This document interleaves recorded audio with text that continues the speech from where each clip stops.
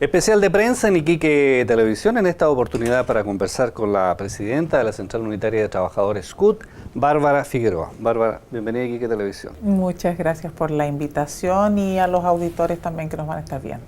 Hoy día hubo una manifestación de profesores, ¿cierto?, en todo el país. Y la gente cuando ve este tipo de cosas, Bárbara, acaban de subirle el sueldo a los profesores en un 30%, algunos incluso hasta en un 100%, digamos, ¿cierto?, en virtud de la reforma educacional.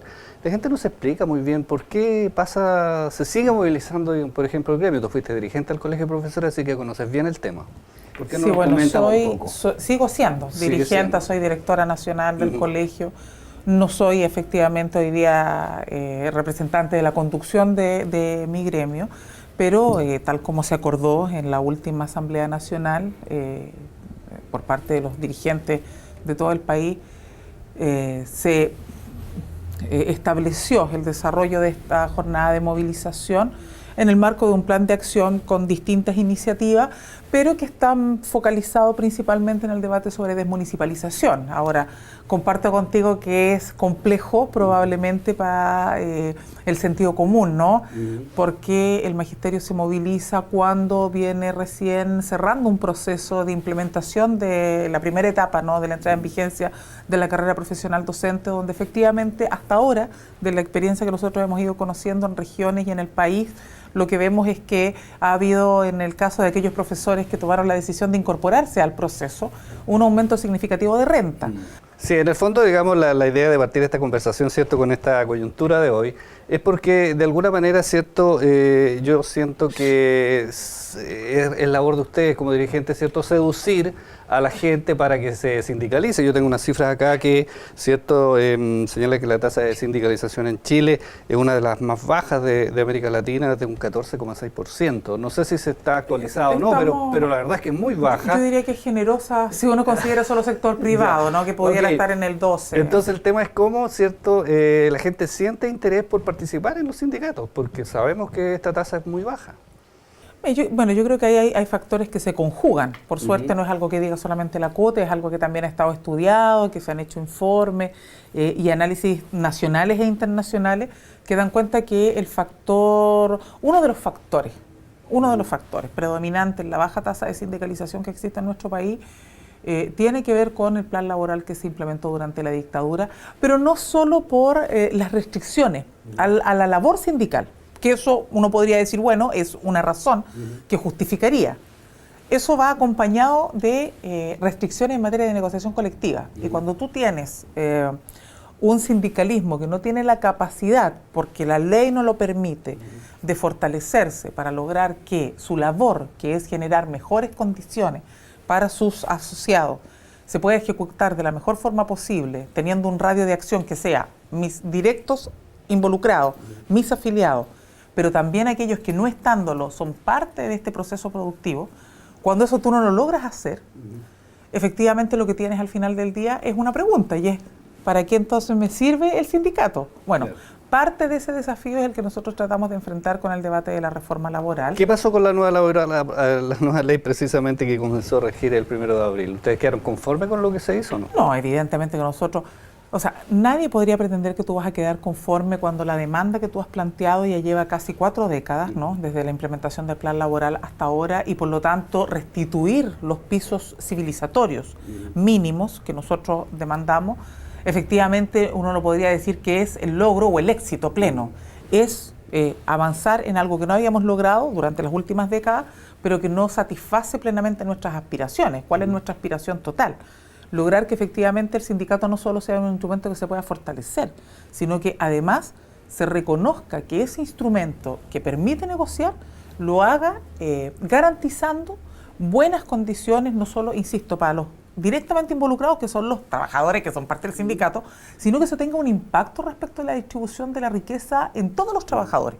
O sea, los sindicatos fuertes en el mundo, si uno mira, cuando nosotros, por ejemplo, discutíamos en el marco de la reforma laboral el tema de la negociación ramal, si tú te fijas, las mejores experiencias de negociaciones colectivas no están radicadas en los sindicatos de empresa, porque tú puedes tener sindicatos por empresa que sean muy fuertes, pero que tienen una limitación, que es ese rango de acción que es el establecimiento donde está la labor o el trabajo.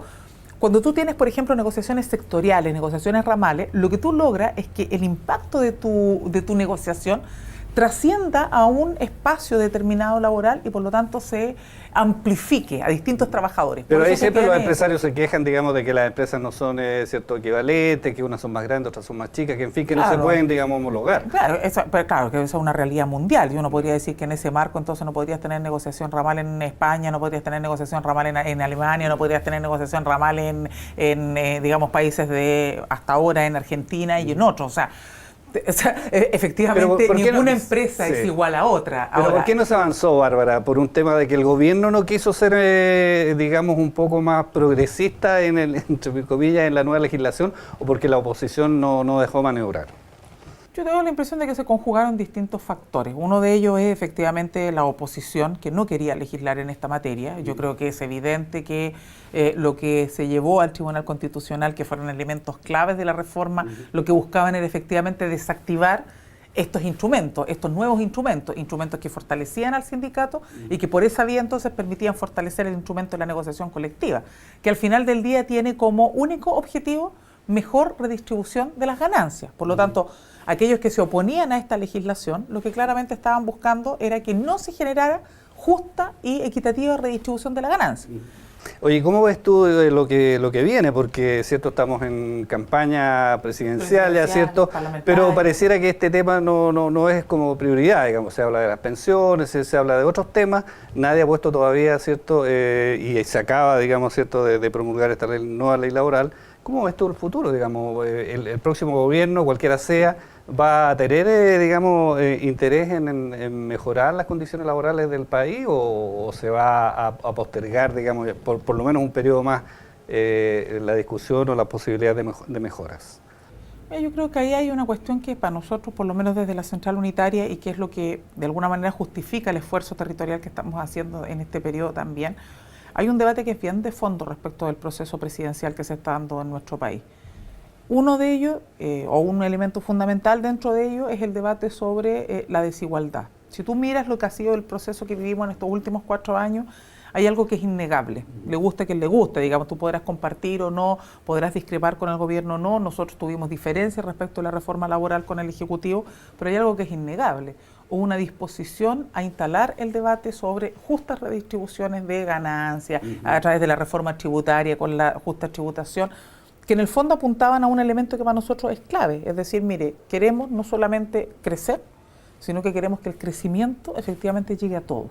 Eso es avanzar en superar la desigualdad, porque nuestro país, y lo vuelve a decir una y otra vez los informes de la OCDE, o sea, ya esto es, nadie se podría hoy día sorprender y decir, hoy mira, la OCDE dice algo que nunca supimos. O sea, todos los informes reiteradamente nos dicen desde la OCDE que nosotros estamos en los top 10 de los países más desiguales. Tenemos altas tasas de crecimiento, o tuvimos altas tasas de crecimiento, acompañadas con profunda desigualdad, es decir, gran capitalización de unos pocos, inmensa mayoría con situaciones de precariedad. Es decir, la inmensa mayoría financiaba la ganancia de unos pocos. Eso es la desigualdad. Eso se enfrentó. Ahora, ¿eso se resolvió? No. Este proceso lo seguimos profundizando, lo estancamos o retrocedemos. Precisamente para profundizar el proceso, ¿Alejandro Guillé o Beatriz Sánchez? No, yo creo que aquí no es un problema de si es Alejandro Guillé, si es Beatriz Sánchez. Este no es un problema que va a resolver, primero no es un problema que va a resolver una persona. Cualquier candidato que se precie de serio y responsable tiene que entender que además necesita más que su coalición para lograr que este proceso de transformación se profundice. O sea, si su espíritu es generar más transformaciones, solos ninguna coalición, en primer lugar. Y lo segundo es que ningún presidente, por muy buen candidato que sea, candidata o candidato, va a lograr resolver esto si no tiene un parlamento que efectivamente esté disponible a que estos cambios y transformaciones se consoliden, que yo creo que fue algo que no tuvo o de lo que no gozó plenamente la nueva mayoría. Por lo tanto, eso yo creo que es un dato hoy día tremendamente trascendental. Esos dos elementos, si no van de la mano, es imposible. O sea, pensar hoy día que tú vas a poder profundizar los procesos sin unidad social y política sería creer que vas a ser el mesías digamos, del país, y eso ¿Y es viable una alianza que se pongan de acuerdo definitivamente, digamos, la nueva mayoría con el Frente Amplio en el evento, digamos, que evidentemente se van a necesitar las dos fuerzas, digamos, para enfrentar a Piñera en una segunda vuelta, en el evento que así ocurra? Yo no podría hablar por ninguna de las dos candidaturas, no me corresponde, digamos, no sé, para eso existen sus voceros, ¿no? Están los voceros de Alejandro, están los voceros de Beatriz, pero nosotros sí por lo menos tenemos claro que queremos contribuir en ese proceso. Nosotros hemos hecho una definición que no es de hoy, es una definición que ya se arrastra respecto de que nosotros no queremos que la derecha vuelva al gobierno. Y ese es un proceso que no solamente lo hacemos mirando el comportamiento de la oposición hoy día respecto de las reformas que impulsó el gobierno de Michelle Bachelet, sino que lo hacemos mirando también el cuadro de la región. Y por último, Bárbara, el tema de la edad de jubilación de las mujeres va a ser tema, ¿cierto? Se está hablando de reforma, el sistema de pensiones, te decía antes, ¿cierto?, que va a tomarse la agenda, probablemente este sea uno de los temas de la agenda presidencial. ¿Qué pasa con las mujeres? A los 60, a los 65, tienen que igualarse a los hombres. Yo creo que difícil tema. Es un difícil tema, pero yo creo que hay ahí elementos que no, o sea, uno no puede poner la carreta delante de los bueyes. Lo primero que tú tienes que tener claro es que no va a aumentar sustantivamente la pensión de aquel que está hoy día en la AFP o de una mujer que está en la AFP, porque de jubilarse a los 60 pasa a los 65. Algunos estudios dicen, no, mira, puede llegar a crecer en un 20%, puede llegar a crecer en un 15%, otros son más. Bueno, hay un montón de datos, pero lo cierto es que respecto del magro y de las magras pensiones que hoy día se entregan, aumentar la edad de jubilación en el actual sistema no tiene un efecto que sea sustantivo o que vaya a significar, por ejemplo, que tú vayas a aumentar en un 50% tu pensión. Bueno, Bárbara, muchas gracias por habernos acompañado en esta entrevista. Muchas gracias a ustedes y un gran saludo a todos los trabajadores y trabajadoras de Iquique, de los alrededores. Hoy día hicimos una gran jornada de trabajo con nuestras CUT de Arica, de Iquique, de Antofagasta, de Calama, de Tocopilla. Así que agradecerles la recepción que nos han dado. Fue un muy bonito trabajo y esperamos seguir contribuyendo con las demandas de la región, las demandas locales también en las plataformas nacionales de los trabajadores. Muy bien, muchas gracias. Gracias. Especial de prensa en Iquique Televisión, en esta oportunidad con Bárbara Figueroa, presidenta de la Central Unitaria de Trabajadores CUT.